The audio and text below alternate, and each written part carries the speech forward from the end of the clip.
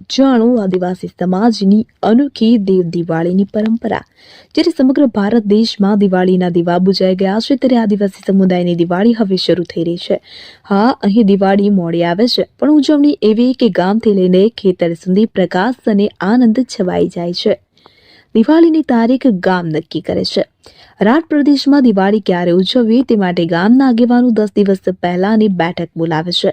બેઠકમાં ચર્ચા થાય છે કે ગામમાં કોઈ બીમાર તો નથી ને, દેવ પૂજા માટે કેટલો ખર્ચ આવશે। પછી દરેક કુટુંબ ફાળો આપે છે। ત્યારબાદ નજીકના હાટ બજારમાં ખરીદીની સૂચના આપવામાં આવે છે અને ગામના કોતવાલ વહેલી સવારે 4 વાગ્યા આખા ગામને દિવાળીની શરૂઆતની જાણ કરાવે છે।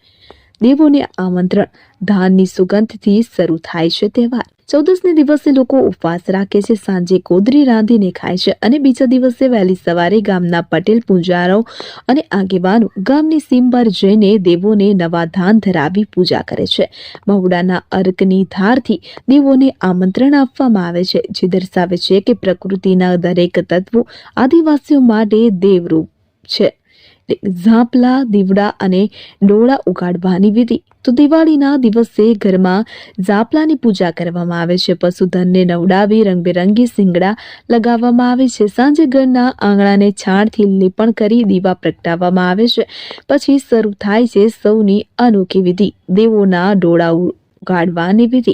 આ વિધિ દરમિયાન ગામમાં મૃત્યુ પામેલા લોકોના તેમજ જીવંત લોકોના નામ લઈને દેવોના ડોળા ઉગાડવામાં આવે છે। એટલે કે માન્યતા છે કે દેવોની આંખો ઉગાડવાથી પ્રકૃતિ અને માનવ જીવન વચ્ચેનું સંતુલન જળવાઈ રહે છે અને દેવોની કૃપા પ્રાપ્ત થાય છે। નવી પાક સાથે દિવાળીનું પૂજન। તો વિધિ પૂર્ણ થયા બાદ અડદના ઢેબરા, નવી ડાંગરના ચોખાના લોટથી બનેલા ભોજન સગા સંબંધીઓ સાથે માણવામાં આવે છે અને આ રીતે આદિવાસી સમાજની દિવાળી માત્ર તહેવાર નહીં, પરંતુ પ્રકૃતિ સાથેના સંતુલન અને આભાર વ્યક્ત કરવાની પરંપરા છે। આદિવાસી જાણકારો કહે છે કે આદિવાસી સમુદાય માટે દરેક તહેવાર ઋતુગત હોય છે। અમારી દિવાળી કોઈ દંતકથા સાથે નહીં, પરંતુ પકવેલા ધાનની પૂજા સાથે જોડાયેલી છે। તે આપણા પરિશ્રમ અને પ્રકૃતિની કૃપા માટેનો આભાર છે। આજ રોજ અમારે ખડખડ મુકામે અમે દેવ દિવાળીનું ઉજવણી કરીએ છીએ।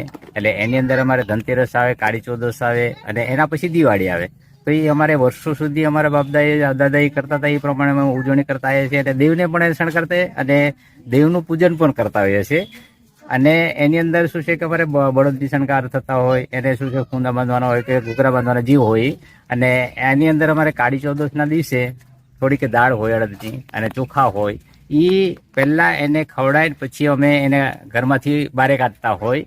એટલે એ અમારી જે દેવ દિવાળી જે છે, એટલે દેવ દિવાળી એટલા માટે કે અમે પ્રકૃતિ પૂજન તરીકે દેવ દિવાળી મની આવે છે।